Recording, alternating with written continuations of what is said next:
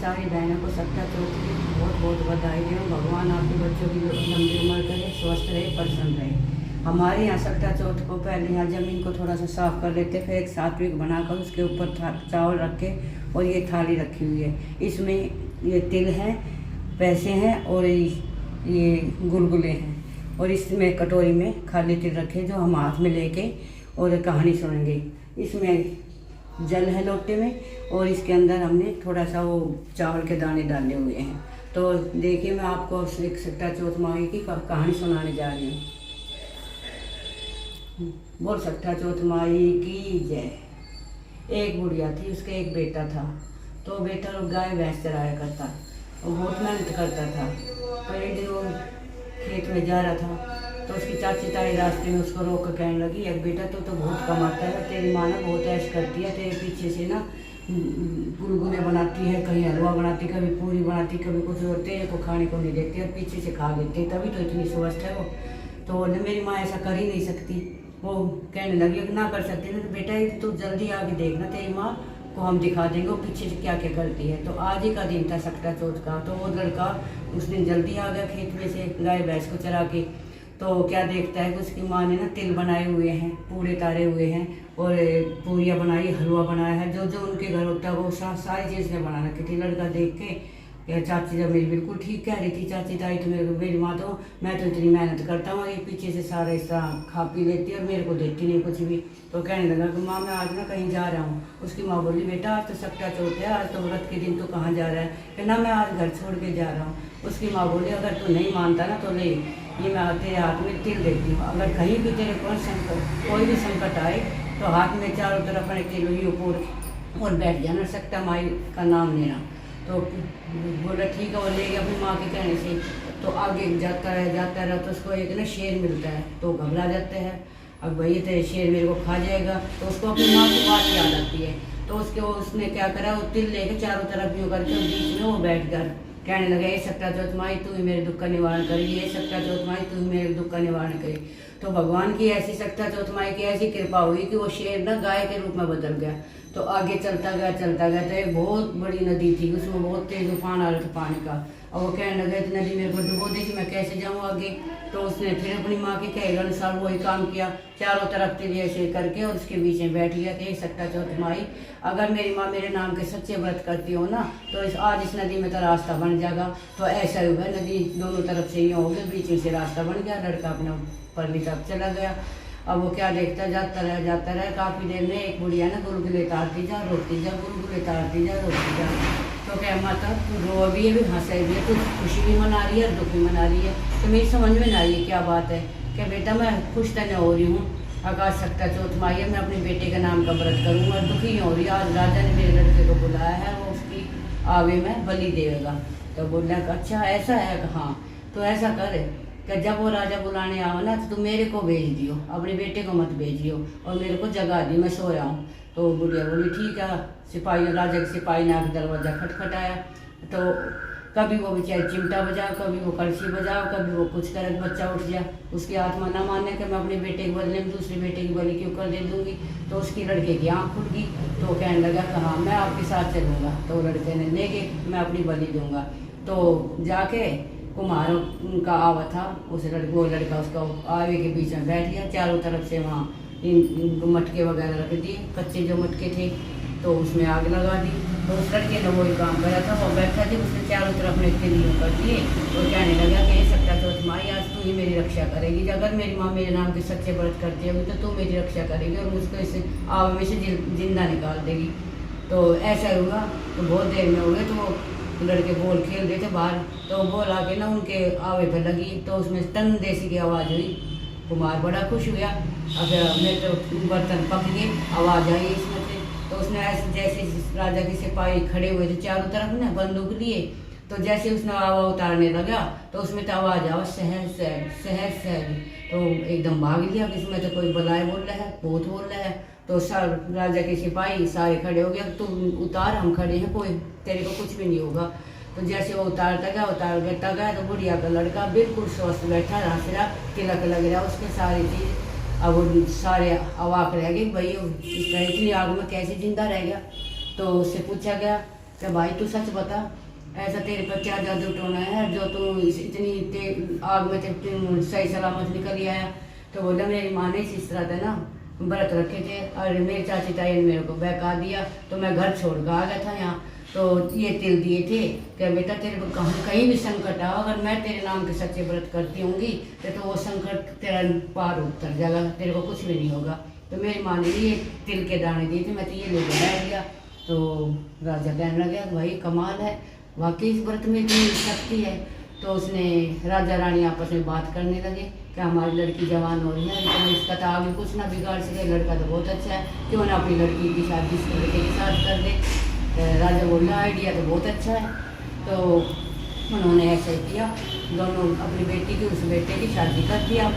शादी करके वो लड़का भी महल में रहने लगा।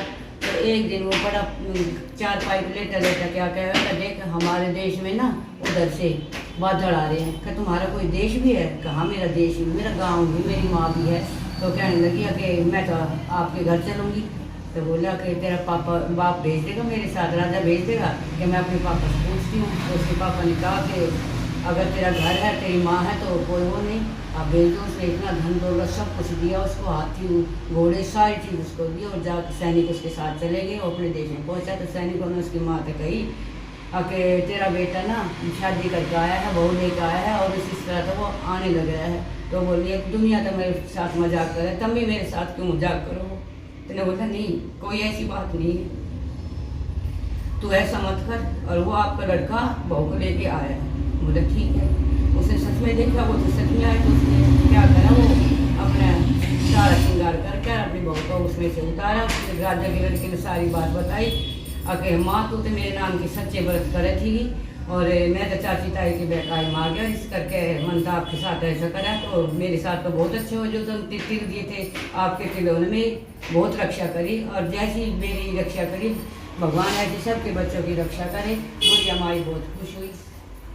बोल सकता तो माई की जय। अब इसी के साथ एक और कहानी सुनाते हैं। गणेश जी की 2 बहनें थी, दुरानी बहन भी थी और दुरानी जिठानी भी थी। तो जिठानी जो थी वो गरीब थी, दुरानी थोड़ी अमीर थी। तो अपनी दुरानी के घर खाना बनाने जाया करती, तो खाना बनाती और जो कुछ उसको वो देती जूठा फूटा वो दे के अपने घर आ जाती। तो बहुत दिन हो गए ऐसे करते करते। तो आज ही का दिन था सकता चौथ माई का, तो उसने व्रत रखा अपने बेटे के नाम का। तो उस दिन वो खाना बनाने नहीं गई। तो आज शाम में उसका पति आया, क्या आज तो कुछ भी नहीं लेके आई, बच्चे भी भूखे हैं, क्या आज तो मैं गई, आज तो मेरा व्रत था सकता चौथ का, और मैं तो आज अपने घर की तैयारी में लगी हूँ। तो बच्चों को खाने के लिए क्या देगी? क्या कुछ भी कोई आज तो खाने के लिए मैंने व्रत रखा है। तो बोला कि उसने उसको मारा, अगर व्रत रख के भी काम कर सकती तो जाके, अब हम क्या खाएंगे, बच्चे क्या खाएंगे? वो बेचारी बहुत जोर जोर कर रोका है, वो बहुत इतनी मारी वो जाकर एक कोने में बैठ गई। कोने में बैठ गई तो रात ने विनायक जी आए, वो किसी सेठ के घर से आए थे सोना चांदी खाकर। तो बोले माई आके मैं तो खाना खाऊंगा, क्या कि मेरे पास है बाबा कुछ भी नहीं है, आज तो बिल्कुल भी कुछ नहीं है। तो कहने लगे अब तो माई मैं तो ना सोच जाऊंगा, सोच। तो बोली जा बाबा जाए, ये वो के सारे घर कोने खाली पड़े, जहाँ से हमारे कर जाए। तो बेचारे ने इतना वो करा क्योंकि वो सोना खा गया, तुम सारे का सोना कर दिया। क्या मैं पूछूँ कहाँ? तो मेरे बालों का पूछ लिया उन्होंने, गुस्से मारू मेरे बाल, उसके बाल भी सोने पर। अब उसकी आँख खुली और उसके बच्चे की आँख खुली तो देखा सारे कितना सोना सोना, बहुत सारा उनका धन माया होगी। तो अगले दिन वे बच्चे आए, कहता है आज हमारी माँ बुला रही है, अरे आप हमारे घर खाना बनाओ और कल से हमारे घर खाना ना बना। तो बोल दिया आज तो ऐसा कर हमारे घर आ जाए तेरी माँ खाना बनाने के लिए। उन बच्चों ने जाकर बात कर दी। अब देखता ने ऐसी बात कही, हाँ मेरे ताई ने ऐसी बात की, आज तो हमारे खाना बना जाएगी। तो गई देखने के लिए कि ऐसा कहाँ से धन माया आ गई। तो जाकर देखो उसका तो इतना सोना सोना हो रहा।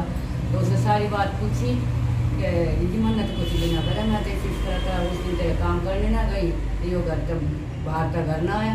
इसने बोले आज काम करने नहीं गई, ना मैं आज काम करने नहीं गई। तो कहने लगे आप अच्छा काम, उसने मेरा मारा तो मैं याद कोने में आकर बैठ कर रोने लगी। रोती रोती नींद आ गई कि इतने में विनायक जी आ गए। तो उसने कहा एक मन तो सोच जाना कि बाबा सारा घर खाली पड़ा, जहाँ मर्जी जा। तो बोल रहा कि मैं बाल कहाँ हाथ कहाँ दो, यहाँ ये मतलब हाथ कहाँ पूछूँ, अब मेरे बाड़ा का पूछ। तो उसने वो बाड़ा का पूछ दिया।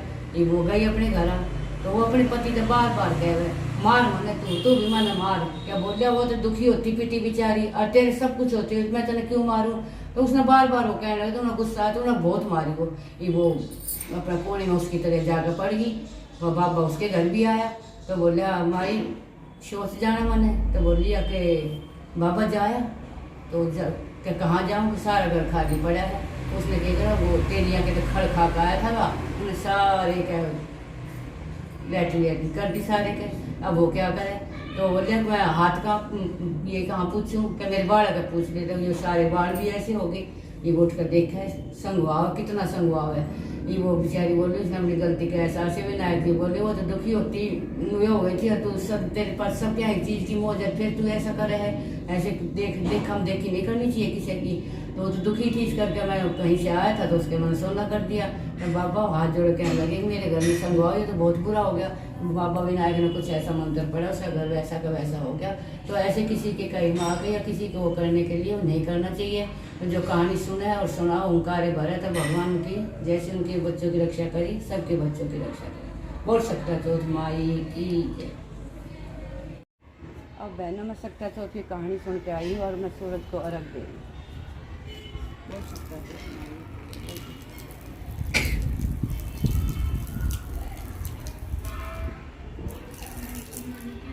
और शाम को हमारे यहाँ सारे देख के खाना खाते हैं, और शाम को अर्घ देंगे हम, धूप बत्ती लगाएंगे और 5 जल देंगे, उसके बाद फिर हम खाना खाएंगे। ये हमारी आज तक कथा करते हैं।